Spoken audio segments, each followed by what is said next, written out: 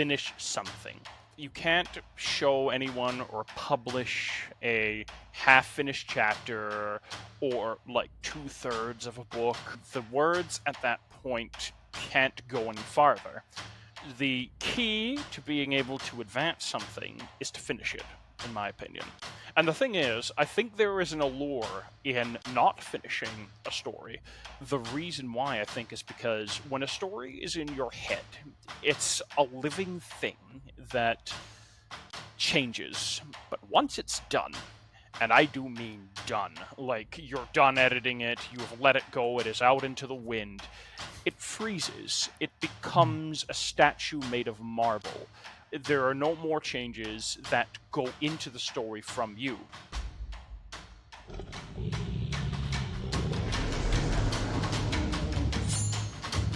This is the Crit RPG Podcast, your one-stop shop for everything Lit RPG, progression fantasy, and Royal Road. Hi everyone, and welcome to the Crit RPG Podcast, the only podcast where the podcast host has the mark of the fool. With me today is JM Clarke, who I definitely know and recognize and also know what books he writes.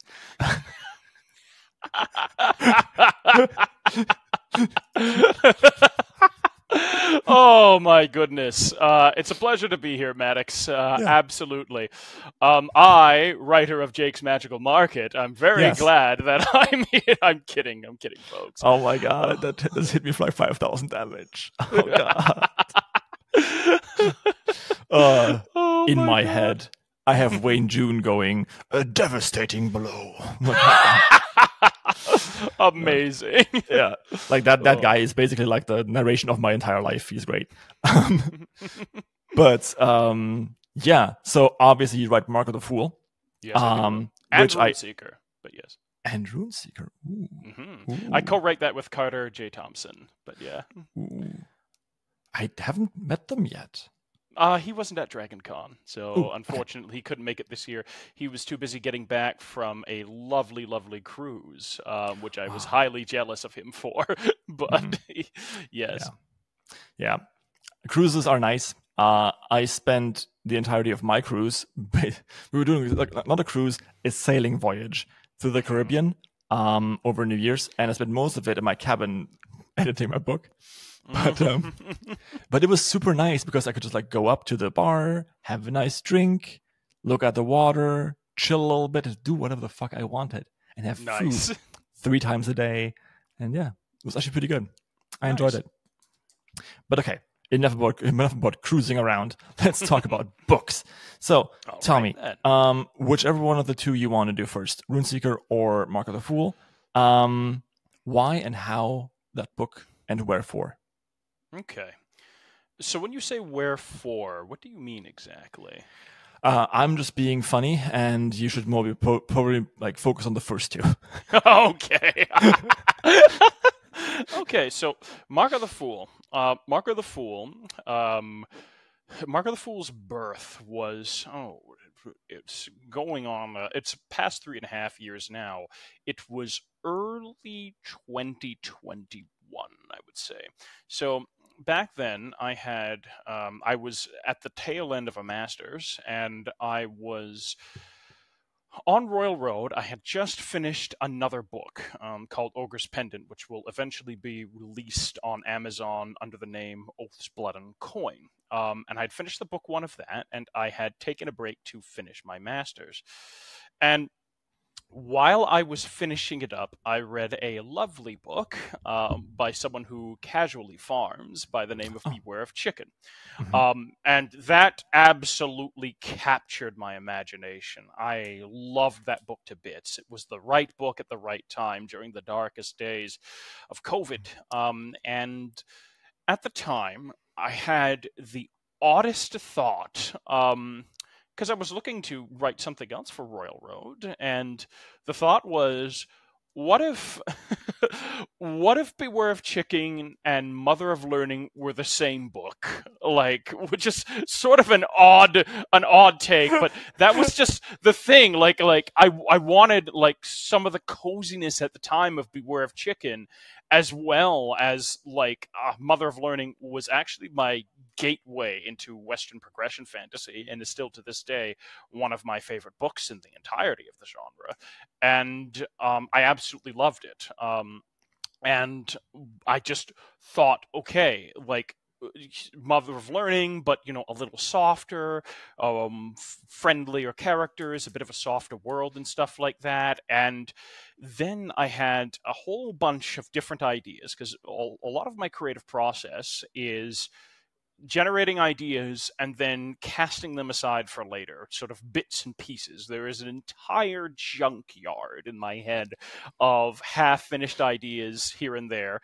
And then now and then I get to go to that junkyard, pick out the things that actually are shiny and cool, and put them together to build something neat. And this strange book that would become Mark of the Fool, that was Beware of Chicken and Mother of Learning at the same time, harvested a bunch of ideas from stories I hadn't written or D&D campaigns I've never run, and decided to put them together, and Alex's Tale was born, essentially. And I threw it up on Royal Road, honestly, as a challenge, because that's another thing too. Yeah. Yeah, at the time, my whole thing was I was doing Write-a-thon, the April Write-a-thon, and the Mark of the Fool was a Write-a-thon book, and I'm like, okay, this will be a challenge. And the challenge I'd set for myself, which I'm going to talk about later, it had interesting ramifications therein, but the challenge I set for myself was, I'm going to post this story, and I am never going to miss a day of publishing it on Royal Road until the very end. So no breaks, no sick days, no nothing. 5 days a week, and every single day on the clock. Well, not on the clock. It updated at various points during the day, but every single Monday to Friday, as it became, it would update. And I would never miss. If you went there looking for a chapter on that day, eventually you would find one.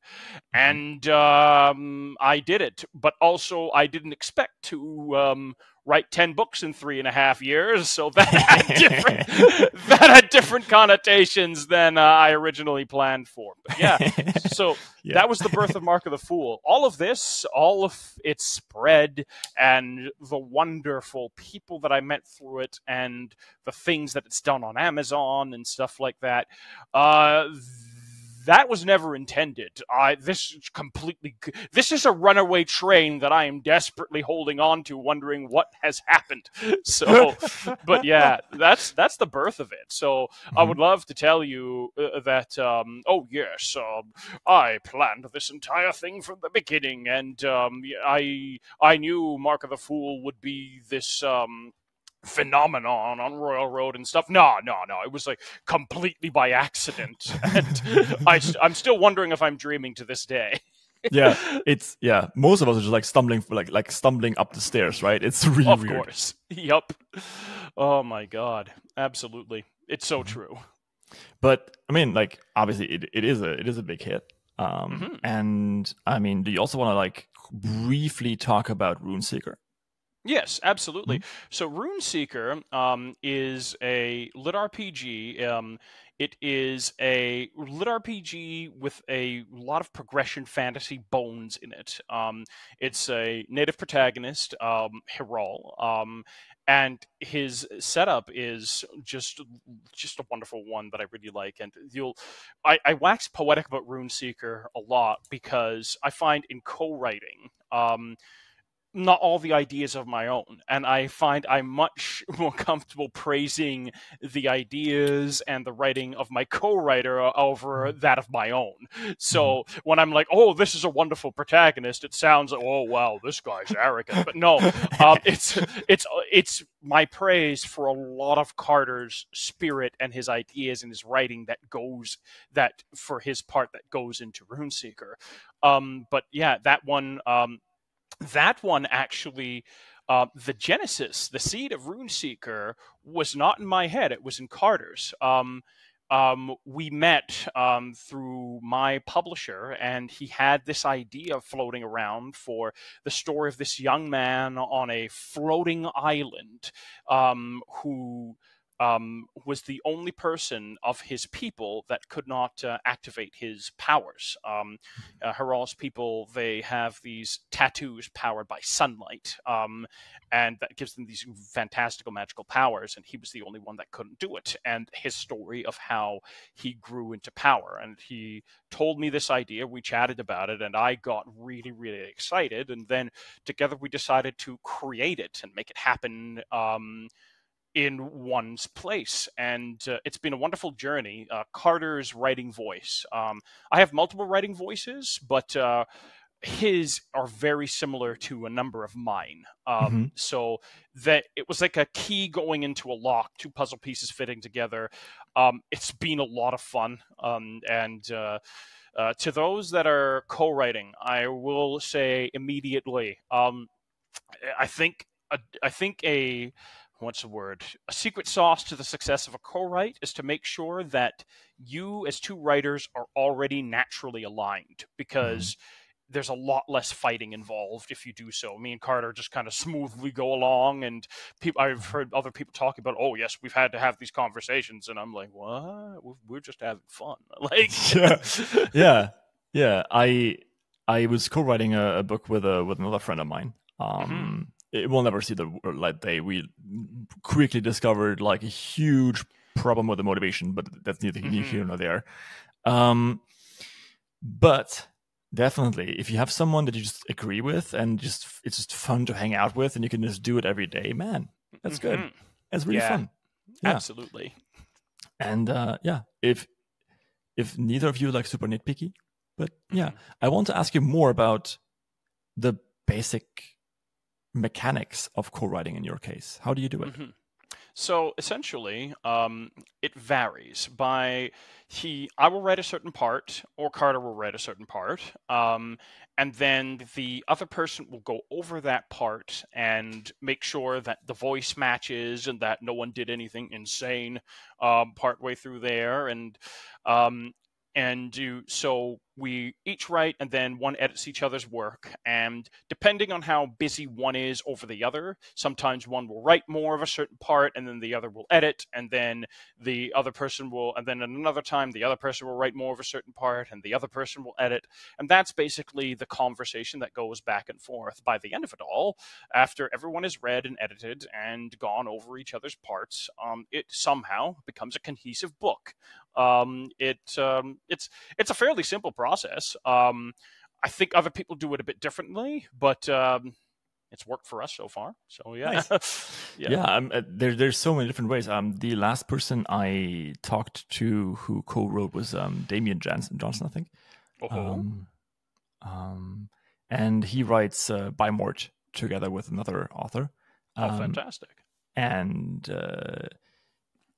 they just sat together and they created the entire world beforehand, meshed super well, and then they kind of didn't even have to talk about it. They could like pass the baton. It was super easy. So there's like so many different ways. I always joke that Brooke from Portal, who's like co-owner of Portal Books, is basically also like the hidden co-author of like so many different books, because he's a dev editor. So what he does is he takes the entire book, reads through it, and like does some edits, and then gives them back, which is also a way of co-writing. So definitely tons of different ways of doing it. And now you just talking about it makes me want to do it too. So it's fun. Yeah, well, pick a partner that you mesh well with and just have fun. You know. I don't have any friends, so it's going to be hard. I'm kidding. Yes. No, Maddox Downer. That sounds like some sort of medicine. You should do that. But no. Yeah. Well, I think this is actually a good segue to our second question. Yes. What's the best advice you've ever gotten as a writer? There's a number of them. Let's see. It's hard to narrow it down to one, but I think the one that sticks out to me most is finish. Finish something. You can't you can't show anyone or publish a half-finished chapter or like 2/3 of a book or 500 words into a 3 or 4,000 word short story. You can't do any of those things. The words at that point can't go any farther. The key to being able to advance something is to finish it, in my opinion. And the thing is, I think there is an allure in not finishing a story. Or not even finishing, but what I mean by that is not even finishing enough of a story to publish it anywhere. The reason why, I think, is because when a story is in your head, it's a living thing that changes. You can have any inspiration at any point in time, and the story will mold and adapt to it. It lives, it breathes, it changes, it wakes up, it goes to sleep, and each day it's different from the last. The moment you put it down in words, and the thing is, it's still somewhat living as you're writing it, because you can edit it, you can change it however way you wish.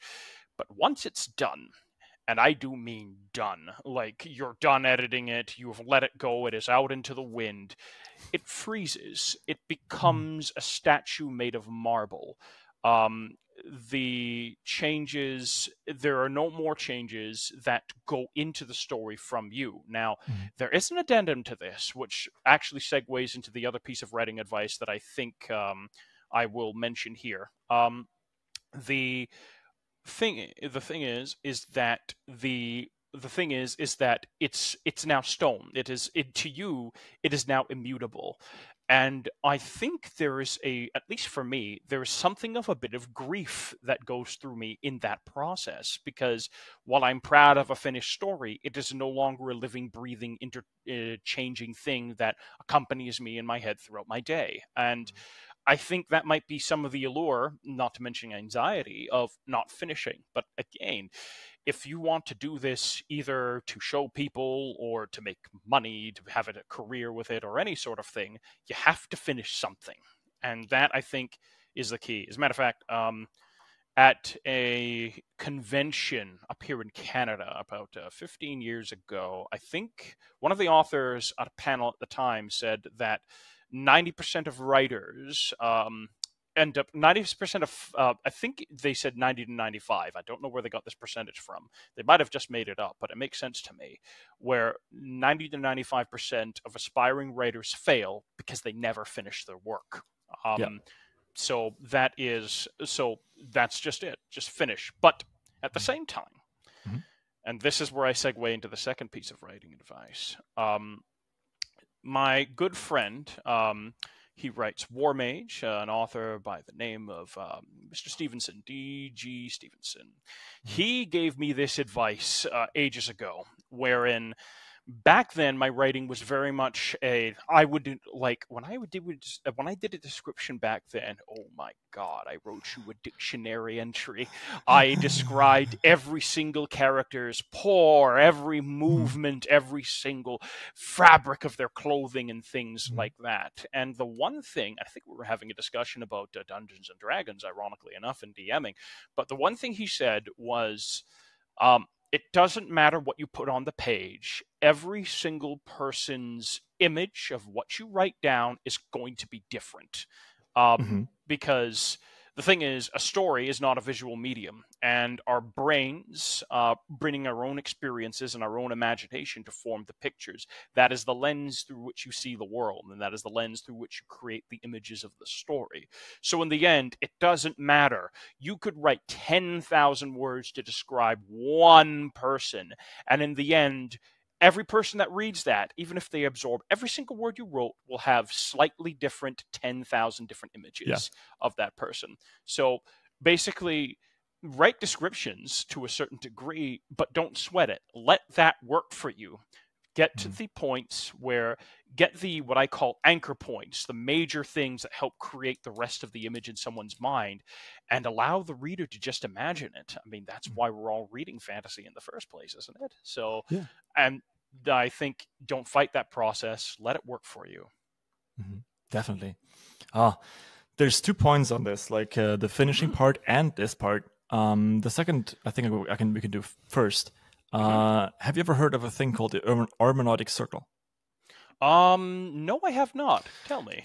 It's a well, actually, it's from my literary studies. One of the things that I took with my master's degree, my master's thesis was on hermeneutic public interaction with Brett and Sanderson's Mistborn quintology at the point. And so you said, like, when you finish something, it becomes a statue. This is a good way of putting this together, actually. But it's not quite true, right? Oh. The moment you finish it, you give it out of your hands and into public hands, and they can do whatever they want with it. So absolutely, right? This is fan fiction, yes, but this is also literally anyone who reads forms an hermeneutic circle with you as the author, because you're giving something into the text, and the text gives you something back, and as you write, right? Like that's how you write. You do stimulus response. Even on the most basic level, you write a character, you now see the character, and you know you can write the next character, like the letter. I see, yes. But even on bigger parts, where it's like sometimes when people say like, "Oh, the character's speaking to me," you get inspired by what you wrote, and then that changes what you want to write. So it's a circle. On the other side of that is also the reader, right? So the reader has a certain image. When I say like a barbarian walks into a bar, some people might like think of a 19th century New York bar. Some people might be thinking of a saloon. Some people might be thinking of like an inn in the fantasy world. And the barbarian could be anything from like Greco-Roman barbarian to like a cyber warrior with like shaved mohawk or whatever, right? So, and then the way basically writing is playing ping pong with your reader via the medium of text. So you're always like playing against the wall and bouncing it back. It's mad fun because the trick is to not break that hermeneutic interaction of the reader while they're reading it. If you suddenly go like, "Oh, the barbarian walks into a bar, and he had a laser sword and a magma rifle," right? At the very beginning, that's okay, because then the reader knows, okay, cool, like the circle that we're doing here is cyberpunk. Cool, awesome. Or like sci-fi something. But if you do it like later on, suddenly the immersion breaks and the suspension of disbelief breaks. That sort of stuff. I see. No, that makes perfect sense. One thing I will say is that perhaps I didn't get this across, but when I said that it becomes a statue, I meant it becomes a statue to the writer, because they no longer get to input into that. Did you call it a hermeneutic circle? Hermeneutic, yeah. Yes, hermeneutic circle. Well, the circle. I'll have to look up how that's pronounced later to not make more of a fool of myself. But either way, well marked. No, but the thing is that that's the thing. It becomes sort of dead to the writer. It becomes living to the world. You were right on that one. But the thing is, right, I think it can be tempting to keep that living to yourself. Especially if you're very much in love with an idea. So that's sort of what I meant there. I don't think I was quite clear on that one, but yeah. I think you were, and also there is a certain metaphor of parenthood in there. Right? Absolutely. Yeah. If you love it, you gotta let it go. 1000%.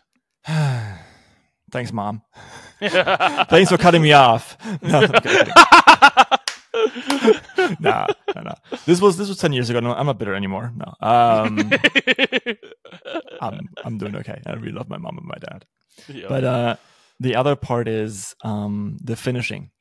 I have a couple of friends who started story after story, and whenever the going gets tough, they just write themselves into a corner and like bite down on this one issue, and then just like give up and write the next one. And there's some of them that are like so good, so good. And they're telling themselves all these stories about like, oh yeah, I'm just doing this to relax, or I'm not having fun if I'm pushing myself too hard, and so on and so forth. Which is all true. And if you're writing for fun, then yeah, go ahead. But you can't at the same time say, oh, I just want to have fun, and also say I want to be published. Like it doesn't. Oh yeah, doesn't absolutely. Right. I like that. That's a very good draping. Yeah. No, I noticed that the sun was coming in on this side, so I figured I'd fiddle with the lighting a little bit. There we go. Yeah. Slightly less glare, but yeah. Yes. But yeah, in the end, I think finishing a story has taught me more about writing one than writing ever did. Because only after I was done with even the first book, I could go back, and because it was now like concrete, I could actually go in and chisel it. Because before there was Jello, and like I would chisel something and it would fall off, and I put something else in, and like it would get swallowed, and like it's terrible. But I actually like it now when you just finish something and then throw it away and start from scratch, because you know what you're doing now. So. Yeah, absolutely. And the thing is, too, is that every part of a story requires slightly different skills, I think, and slightly different ways to approach it. And if you've wrote 1,000 beginnes, you might be very, very good at certain aspects of a beginning. After 1,000 of them, I should hope so. But one of the major things that helped me transform as a writer was learning how to turn that beginning into a middle. All right, we have, because with the to go back a little bit before Mark of the Fool, when I wrote Oaths, Blood, and Coin, that started off in 3 parts, because I didn't quite know how Royal Road worked back then, so I separated different parts into different fictions on there, but before I learned a lesson. But either way, so part 1, The Dreaming Scepter, was an exercise in finishing, because I had a number of novels, and I had finished one sort of, but that needed heavy editing and stuff like that, and I wanted to finish something. It actually, what ended up happening was I was working on this other novel, and I'd been working on it for around, let's see, this was 2019, 3 or 4 years by that point. And I'm like, I need a break. I need to finish something. And I ran into, it's something called, I think it's the Gutenberg Library. They're online, and they had posted the entirety of Robert E. Howard's original Conan stories on there, these short stories that were published in the 1930s. And I remember reading them, and I fell in love with them at that period of time, and there was fantastic stuff. And I looked at them, and I'm like, wait a minute. I could write something like this. I could finish something like this. So I went back and I wrote a novella that ended up being part 1 of a novel that was called The Dreaming Scepter. And as I went through that, learning how to take elements that I had set up through 1,000 beginnings, make them cohesive in the middle, and wrap them up in the end was its own skill. When I wrote when I wrote the middle of that book, the second act, I constructed that almost as its own story. And that was my first experience writing a sequel. And that book, it's so ironic now, because I look at Mark of the Fool and I'm knocking off these giant books in like 3-4 months. But the Ogre's Pendant was it was like 160 pages, and it took me 8 months because I was looking at it and I had to learn how to take elements from a previous act, a previous story, transfer them in a through line into this next act, and a quasi-sequel, and make them go from there. And I'd never done that before. I just didn't know how to do it. And that was a skill I only learned by doing it and then finishing that. And then by the time I'd written the last act of that particular novel, I was getting better at it and better at it. And by that point, things were very solid. Now, that book has massive critical acclaim on Royal Road. I think it's like 4.77 something, or 7.7. Wow. 4.76. That's cool. Yeah. Like that. I'll talk a little more about that novel later, but like a lot of people really, really liked it. Also, I accidentally turned it into a progression fantasy because I can't help myself. But either way, the point of the matter is that like, it turned out really well, but it taught me so much that I wouldn't have known had I not finished to completion and editing an entire cohesive 3-act story. And so by the time I went into Mark of the Fool, I had those skills. And I can tell you right now, I would have failed at that story if I didn't pick that up, if I didn't finish. So, like you said, learning that skill, learning to chisel, learning to finish off the story, and then going from there, it's its own skill you can't replicate from anywhere else, in my opinion. Yes. And one more thing that just occurred to me after you said it. You also learn to ignore what's not important. Yes. Go on, my friend. because I used this like slave over each and every single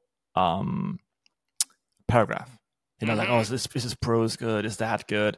And so on and so forth. But after you've written, like these like 250,000 word books. And you've gone through them 3 times. I know it's a joke. Maddox rewrites this stuff a lot. Yes, I know. But you've gone through it. Suddenly you realize that no amount of fiddling with one word will make your book more enjoyable if the underlying structure is not carrying it. Yes.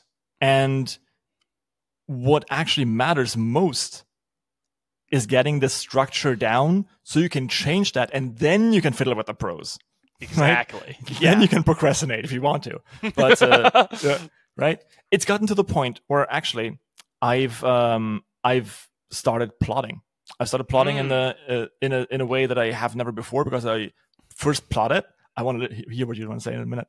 Because at first I plotted and it was terrible and like nothing worked and it was like all like really weird. I'm like, I feel constrained. I'm gonna have pants now. And Torchbearer was like, hey, I just want to write a book. I don't care about anything. So I just put it on there, had 5 viewers, 5 readers, 5 followers, and one of them was like this like really big dude, like 10,000 followers. I didn't even know that. I had no idea what it was. And so I read this, I did this thing, got 200 followers on the first version. Awesome. But after some point, it was too much world building, too much everything. So I needed to plot.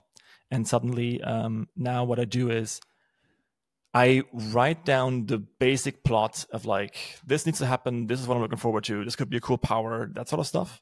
I suck at progression fantasy because I never make my characters look forward to powers because I think it's like weird. But once that's done, I have a good outline, and then I outline each and every arc, or like the next 3-4 chapters. I outline them in just 1-line paragraphs, right? I wake up, I go take a shower, I have a breakfast, and I have a cute conversation with my animal companion, right? So I go through these, and then I look at, hey, what's missing? There's emotions missing, there's like some other stuff missing, and then I write all this shit in, and then I realize it's way too much, and what can I cut out? But I do that before I write these like 50,000 word chapters, right? So that's what I can recommend to anyone who's struggling with that. Thank you for giving me the time for that. No, go ahead. I mean, it is kind of your podcast. Like I always struggle to find this balance between having a good conversation with a guest and also giving the guest enough space to actually talk about themselves and like bring themselves in, because this should be about you. It's your episode. Oh, of course. Yeah. I think I'm getting better at it though. But practice, right? Yes. I've finished a lot of podcasts by now. Yeah, exactly. It is time. I've done it. I finally launched Genesis of the Sacred Machine, my own little book, in its definitive edition. So, if you want to, you can check it out right now on Railroad. There's a link below the video. Other than that, I really hope you're enjoying this podcast, and I could use some of your support. Go check out our Patreon, or maybe just leave a like, a follow, or whatever it is on the platform that you're on. Anyway, thank you so much, and let's get on with the show. I have more questions for you, and the next question would be, I think we talked about a little bit already. What's one thing that you've learned that you will do differently in future books?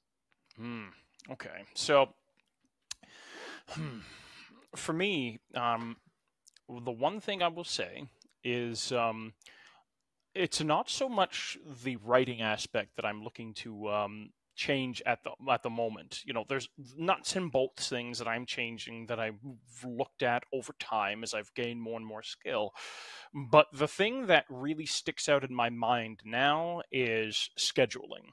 Um, the let's circle back to Mark of the Fool's origin as a challenge. And at the time, I did not expect it to go for 3.5 years, wherein I would never miss a day.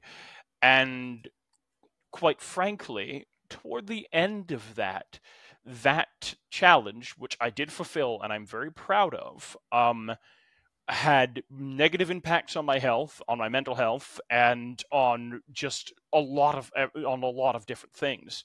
While I'm incredibly proud that I did it, I can't actually recommend that anyone try to replicate it, or if they do, that they have to keep certain things in mind, because for me, like I can't quite say that it nearly destroyed me, but it did do some damage. It's not something I think that can be sustained by most people. You need to take breaks. You need to have self-care, and that's thrown around a lot these days. And never really, ironically enough, I've worked in professions where that self-care is a huge part of it, but I've never really understood the ramifications of why it's so important until this process, because for 3.5 years I cast self-care aside, and I'm still recovering from those choices, while the Herculean undertaking and the result of it is something that I'll carry pride over for the rest of my living days. I can't say that. And here's where I'm going to be a giant hypocrite. If I could go back in time, I would do it again.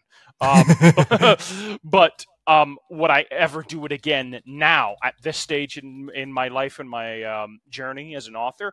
Absolutely not. Would I recommend that others do it? Absolutely not. It's not healthy. And in the end, if you don't have your health, you don't have anything. Yeah, I also really wouldn't recommend this to anyone. Like, I think it's one of the, like, at the same time, very unique to web serial writers, this advice, but also one of the most given advice I have on the podcast, right? Don't burn yourself out. So from actus to exclamation, right? From A to X, everyone kind of goes like, yeah, I wrote like a crap ton, and I did it every day and was awesome. But at some point, it just got like super stressful, and I became dissatisfied with myself. And I think Shirt talked about it the most, and he said like, "Hey, I'm actually, I have to cut down even more. I have to cut down from 5 to 3 days, because otherwise, I'm just no longer enjoying my own work." And there, you should never go, like never. Yeah. Yes. Yeah. Actually, have you, out of curiosity, Maddox, did you ever watch an internet series, Dragon Ball Z Abridged, out of curiosity? No, I have not. It's been recommended to me a few times, but it's a bit too shitposty for me. Yeah, of course, especially toward the beginning. I get that. It's very early 2010s humor. And I understand that. But the thing that sticks out to me about that is the way the show ended. Because they abridged all the way up to the end of the Cell arc. I'm not sure how familiar you are with the original Dragon Ball Z, but it's been a while, but I've watched all of it. Of course. And they were about to do Majin Buu, and then for the longest time, people were waiting for the new season to come out, and it wasn't. And then they basically came out and said that we have to be done. Unfortunately, we're done. And there were a number of reasons for it, but Kaiser Neko, the editor for the series and one of the creative leads, one of the creators, he spoke chilled my blood, and I'm going to butcher it. But he said the terrifying thing about burnout is that it can make you come to hate something you love. And that is stuck in my head ever since. And I think the video where he talked about that came out half a decade ago, maybe a little more now. But it's something that I'm always very cautious about when it comes to burnout, because, you know, I think the thing is, right, is that if you burn yourself out and you do come to hate what you write, then how long do you need to recover in order to get that love back? Will it ever recover? If ever, yeah. Yeah, exactly. So, yeah. I can definitely relate to that. Like a little bit of a history. I'm an agile coach in real life, so I go into organizations and I try to make them better. And I used to love that job like more than life itself. It was awesome because I could really go in, I could make a difference. It was really, really great. But not many corporations are actually ready for it. So most of the time you actually go in there and you're being used as some sort of like band-aid to like uphold the status quo so it doesn't crash apart because people are dissatisfied. So it's the opposite of what I actually wanted to do. I wanted to make a change so people can be satisfied, and instead I'm obfuscating pain so that people will keep working in a system that no longer suits them. Yes. And I did that for a long time, like several years. And at some point, I just got so frustrated with it. I was like, I just want to do something here. And then I completely crashed on it, like really in a big way. Like like one time really hard, and then another time also like kind of hard. And nowadays I'm just okay with the job, right? On the one hand, it's great because I can just relax and do my job and be fine with whatever, earn my money. On the other hand, however, I do feel a little bit calloused, and I kind of sometimes wish I could have that passion back, you know, so like achieve more stuff than I'm achieving right now. Because sometimes I catch myself thinking, I could be doing more work right now, but I don't really care all that much. And that's not a good thought. I don't like that thought. Yeah. So burnout, right? The point of it is, if you're getting burned out and you're literally like, that's what it's called, burnout. Like you're burning a part of yourself out of yourself in a way. Or one of the reasons why it's called burnout, I guess. Yeah, you're gonna have like scars. You're gonna be calloused. Absolutely. It's not good. No, absolutely not. I'm glad you escaped it though. Did you? You did, right? Thank you. Yes, I did. I think, truthfully, I don't know if it would have been another year or another 2 or how much time I had left, but I could feel the clock running out. It's another reason why I'm so proud of the accomplishment, because I beat it. I don't know by how long, but I managed to beat it. And now the key is to make sure I never even get on that path ever again. So, you said you felt the burnout. What was that like? Okay, so for me, the thing that started, I noticed a change begin when my energy levels began to drop. When it became, I think this is the key when I knew I was in burnout. There was a period in time when, during Mark of the Fool, I could sit down, I could write early days, like I'm talking the first summer when I was writing this novel. I could sit down, I could sit down for 7 hours in total, and I could bump out a good 7,000 words, which for me back then was fast, because I wasn't as fast as I became over the course of the story. And over time, I noticed that the words I could do per hour was getting faster and faster. And I was like, this is great. This is Pog. But either way, This is Pog, yeah. this is super Pog. But either way, oh God, I sound like I'm 100 years old. But either way. Yeah, it's like date yourself without naming your age, right? Right, exactly. Like, how do you do, fellow kids? This is certainly Pog. But anyway. ROFL Mao. But yes, either way, then I noticed, in the last year, at first I was like, okay, the words per hour that I'm doing is like double the speed of where I started. Why is it taking me longer each day to finish what I want to do? And why is it taking more and more and more effort to hit my targets for the day? And then that shifted to, okay, why I'm typing faster, I've streamlined my process, why are my words per hour dropping? And I realized, and then I started looking at my day a bit more. I'm like, okay, why am I prone to more distraction? Why am I doing stuff that I don't really want to do, that I'm not really enjoying? Why am I doom scrolling, which is not helping me at all, when I know I enjoy writing more? And why am I doing that more and more often?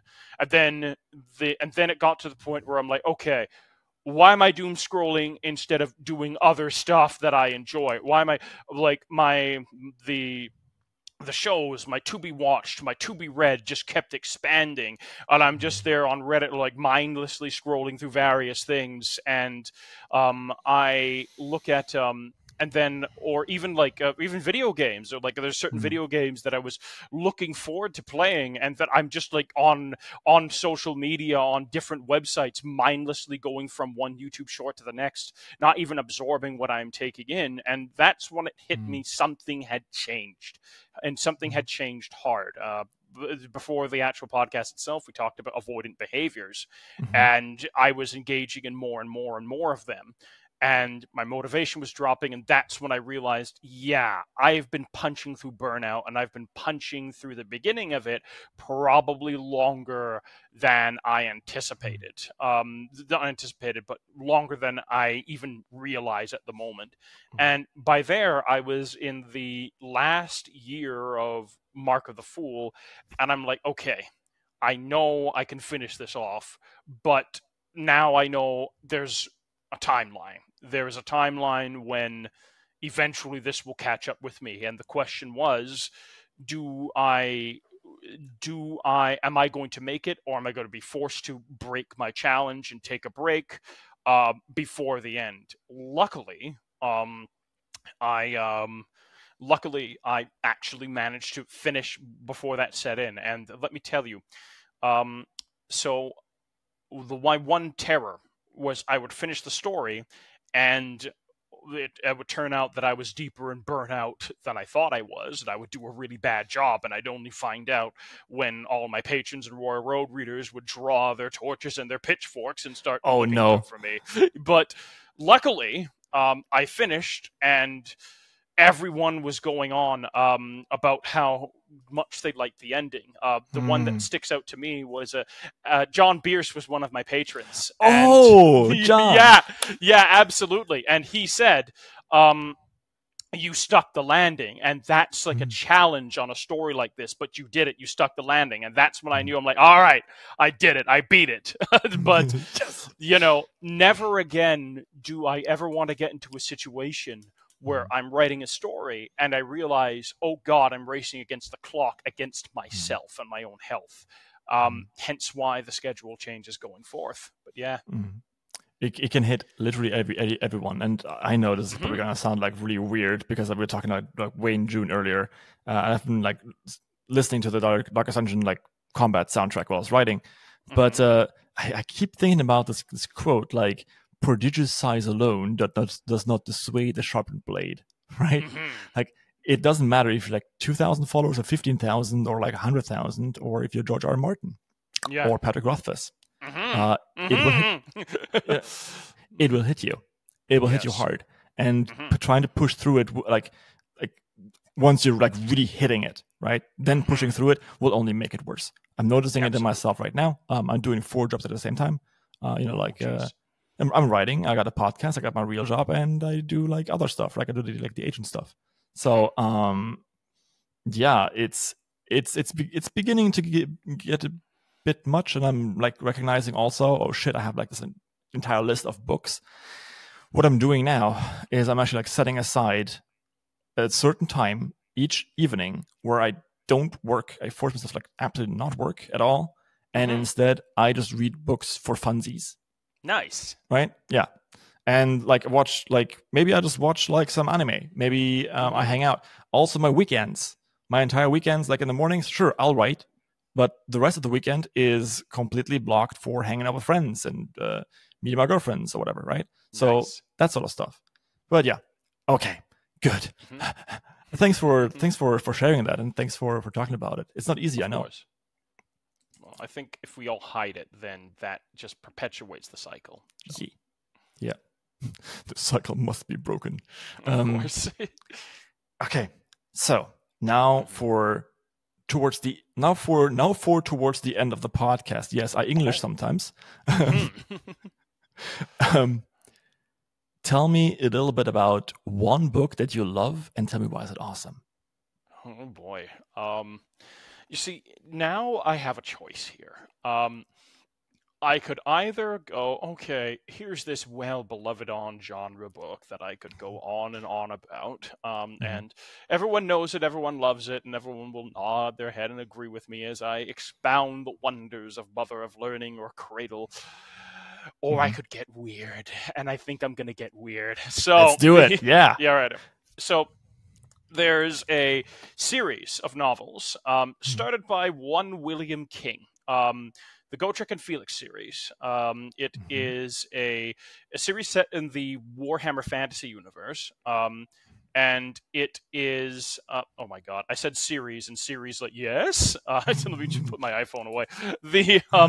But it is a series set in the Warhammer Fantasy universe, and is basically the story of a man. Who gets involved with a dwarf, what's called a slayer, and the slayer, a slayer. In that, do you know Warhammer at all? Or I do know Warhammer, yeah. But okay. Maybe the listeners don't. Just keep on. Sorry. No, it's too late now. No, anyway, a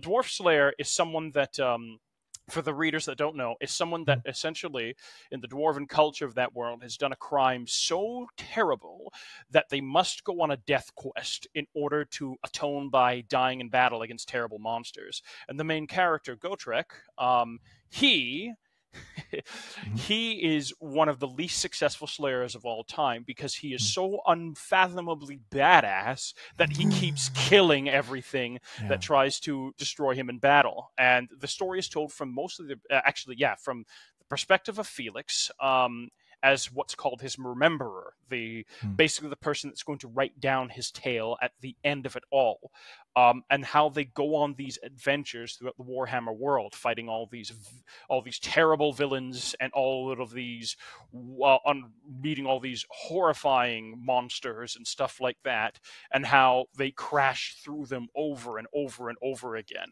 And I really like that series. It's my favorite fantasy series of all time, which is weird. You know, most people say, Wheel of Time. Lord of the Rings. I'm like, Gotrek and Felix. This pulp series about a dwarf and a man set in the Warhammer universe. That's where it's at. But I think the thing is that, for one thing, it's funny because it sort of awoken me to progression, because it's not a progression fantasy, but the one thing that does happen over the series is that subtly, I began to notice around book 6, hey, wait a minute. Opponents that Felix was struggling against in book 1, he's now cutting through like wheat. He has grown to meet the challenge, which I thought was like the coolest thing ever back then.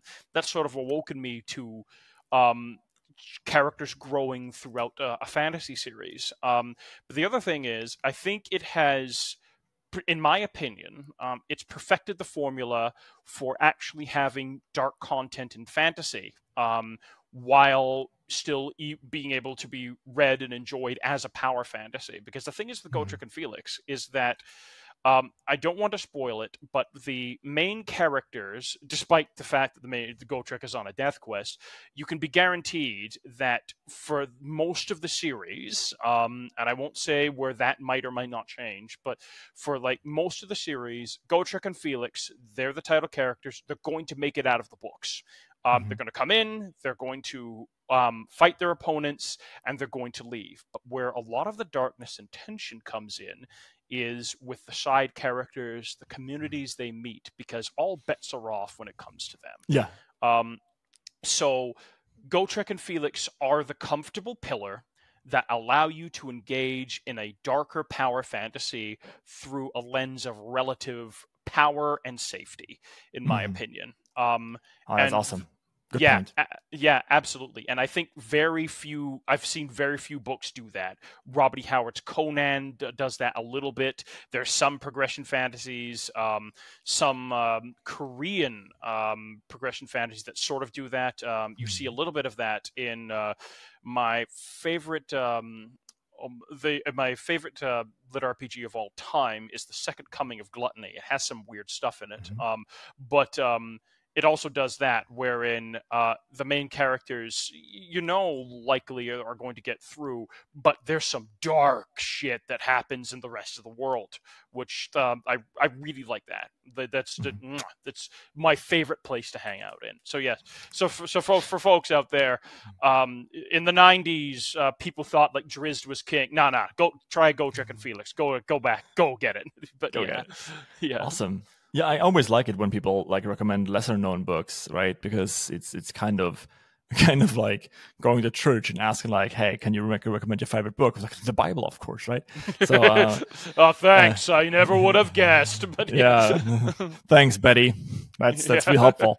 Yes. Yeah, I think there's some books that are like really well known on the Facebook crowd, but not really well known in the lit RPG like Reddit and Royal Road crowd.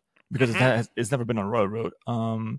And I recently talked to Benjamin Correa again. Has really want to like highlight his stuff again. Like Vampire Vincent is awesome.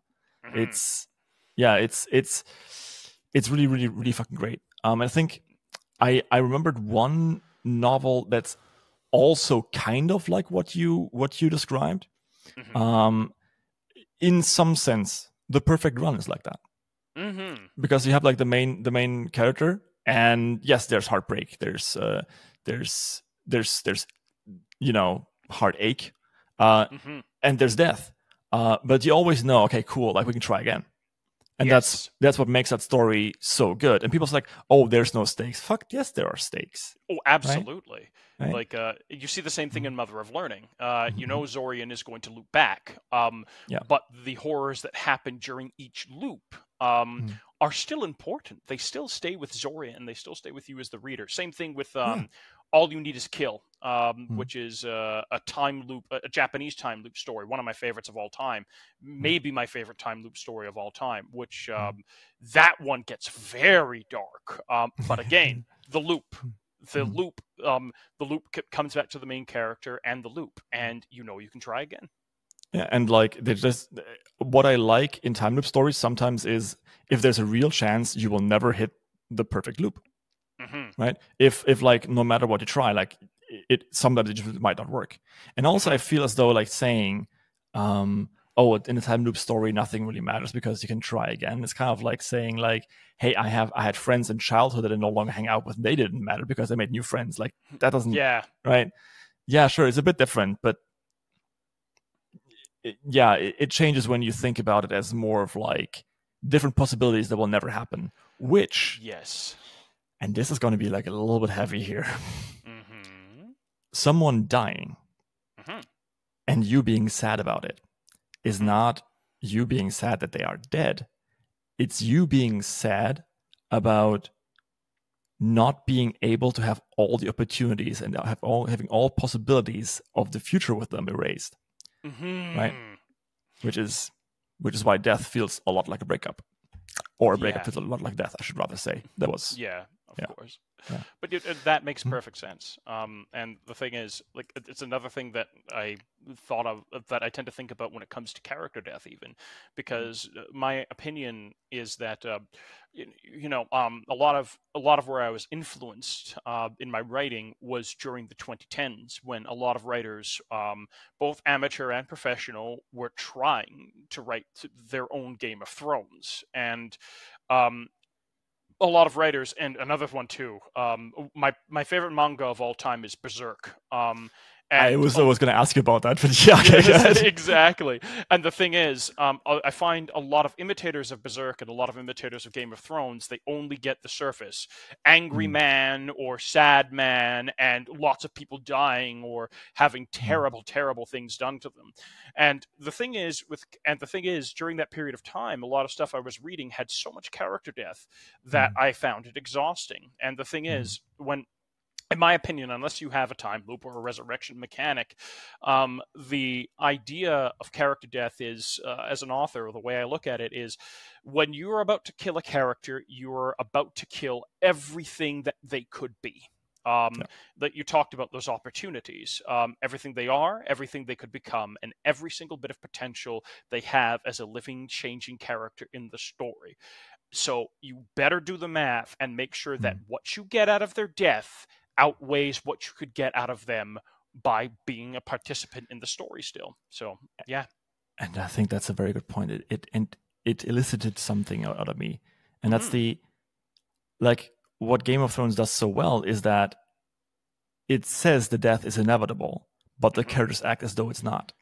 In the first, like for Ned Stark, they're all making plans. They're all talking about, hey, it's fine. It's gonna be something's gonna happen. Like we're gonna do this, and usually what you do in stories is you foreshadow the death, right? Because you do it in the phrasing, you do it in the prose. You kind of sneak it in there. You put a few more morbid adjectives into everything, but that's not what happened in Game of Thrones. It's like a beautiful summer day. And I was like, yeah, this is going to be cool. He's going to kick everyone's ass, and then he just did. Like, what the fuck? Right? And I think that's also a good thing to learn if you are in for that, right? Because it is a different kind of story. But if you want to write that, keeping all these possibilities on the table until the very last moment is very, very important. If you are brave enough to do this, because Royal Road will eat you alive. Yes. Okay. Last point. Of course. Shoutouts. So, right. Who am I shouting out? Somebody, or what am I doing? You can shout out whoever you want. Excellent. Alrighty, let's run down the list. So, first of all, I would like to shout out. Melis D. He launched his webtoon recently, Amelia. Yes. And that has been fantastic. I'd also like to shout out Actus. He's launched 2 webtoons, Eldritch Bestie, My Best Friend is an Eldritch Horror, as well as Return of the Runebound Professor. I would like to shout out Varon Prime's Ashborn Primordial. As well as his Magnus series. I quite enjoy Magnus. CJ Aaron's Catalyst series with Aethon. I'd like to shout that out as well. Anything I've already talked about Mother of Learning and Beware of Chicken earlier in the day, so I think people will know to look at them. Michael Chatfield's Four Horsemen series, as well as Brian J. Norton's Quest Academy. Brian. Yes, a king. There is an emperor amongst men, I must say. He even has the right. Did you see at the con, Matt Denman was wearing the shirt with the with his the emperor face on it. Awesome. Yes. Oh, 2 more to go. Katie Hanna's Librarian series. Yeah, Katie. Yes, and finally, D.G. Stevenson's War Mage series. That one's currently only on Audible, but it should be coming to Kindle next year. Are they on Audible, but not on Kindle? Remember Yonder? Oh. Yeah. Yes. Yes. Yes, I do. Yeah, we're still pulling pirate hour stuff out of Yonder. So yeah. Yeah. Okay. Yeah. Oh, I also think many people on Railroad have never heard of The Wandering Inn. Go check out The Wandering Inn. What? Yeah, I've never I didn't know this the new crop. They were The Wandering what? Was der aktuelle Fick? No, The Wandering Inn. It's a really good book. It has lots of emotional damage. It's a wonderful slice of war crime book. You should go read it. Yeah, definitely so. Yeah, man, J.M. Clarke Yes, on my podcast. That was awesome. it was awesome. Yeah. Thank you Okay. for having me.